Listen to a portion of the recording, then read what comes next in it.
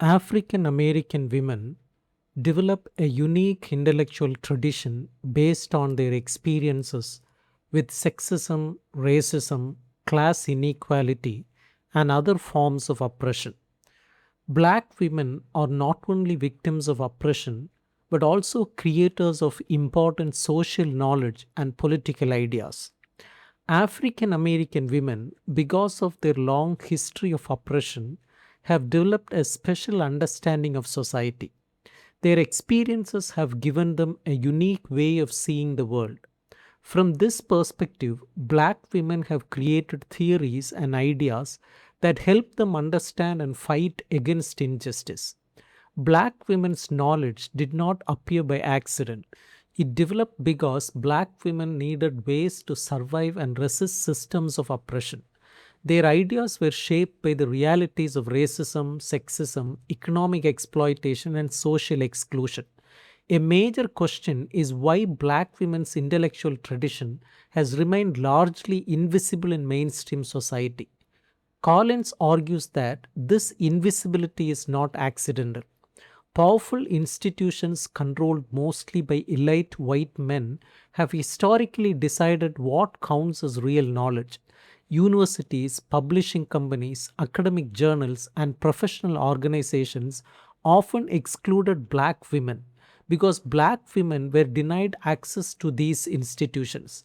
Their voices were silenced or ignored. This exclusion helped dominant groups maintain their power. If marginalized groups are prevented from sharing their ideas, society can pretend that inequality is natural or acceptable. The suppression of black women's knowledge happened in many ways. First, black women were excluded from mainstream academic institutions. Historically, they were denied educational opportunities and professional positions. Without university degrees or academic jobs, many black women could not easily publish or gain recognition as scholars. Second, Collins criticizes mainstream white feminism. Though white feminist movements challenged male domination, they often created the experiences of white middle class women.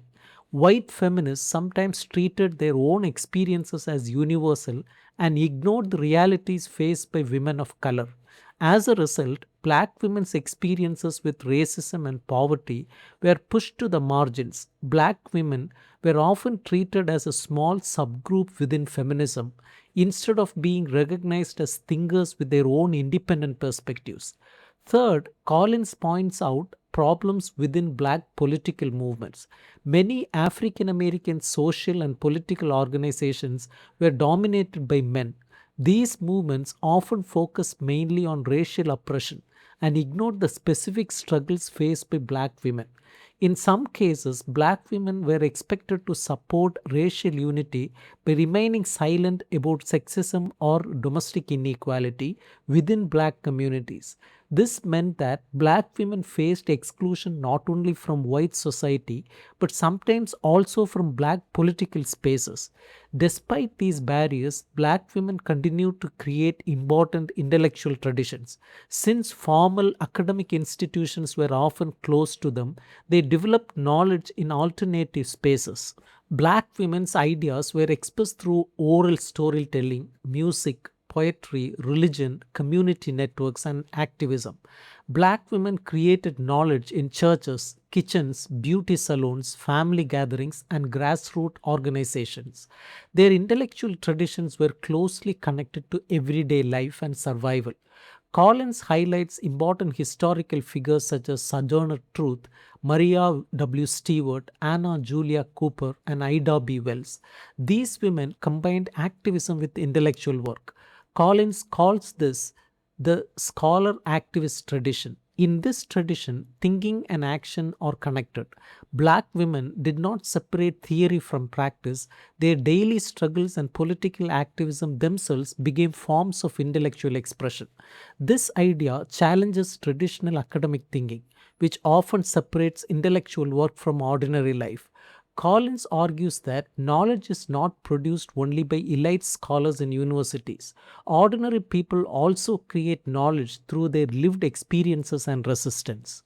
What are the main characteristics of black feminist thought? Collins describes six important features that define this intellectual tradition. The first feature is that black feminist thought is based on lived experience. Collins argues that African American women share certain historical experiences because of racism, sexism, and economic inequality. These shared experiences create a group standpoint or collective perspective.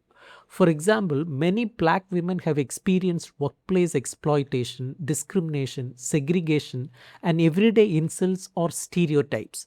These experiences shape how they understand society.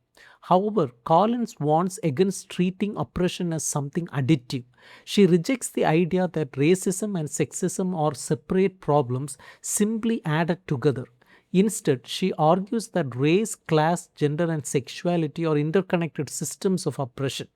Black women experience these systems simultaneously. Their oppression cannot be fully understood by looking at only one factor at a time. This interconnected system is what Collins calls the matrix of domination. The second feature of black feminist thought is the tension between shared experience and internal diversity. While black women share some common social realities, they are not all the same. Black women differ in class, sexuality, age, religion, nationality, and life experiences. A wealthy black woman may experience society differently from a poor black woman. A black lesbian may face challenges different from those faced by heterosexual black women. For example, working class black women may struggle with low wages and economic insecurity, while middle class black women may face discrimination in professional workplaces or universities. Because of these differences, black feminist thought does not claim that all black women have identical experiences. Instead, it recognizes diversity within the group while also acknowledging shared structural oppression. The third feature is the relationship between everyday experience and specialized theory. Intellectuals do not create ideas completely separate from ordinary people. Instead, black women intellectuals often take the experiences and insights already present in communities and express them more clearly in public discussions. In other words, theory grows out of lived experience. At the same time, theory can help communities better understand their struggles and organize politically. If academic theory becomes disconnected from real experiences, it loses its value. Knowledge must retain connected to the everyday realities of the people it represents. The fourth feature focuses on the role of black women intellectuals. African American women scholars occupy a special position because they exist both inside and outside dominant institutions.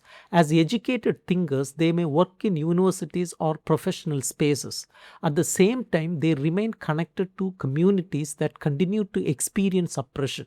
Because of this dual position, black women intellectuals can provide important critical insights into society.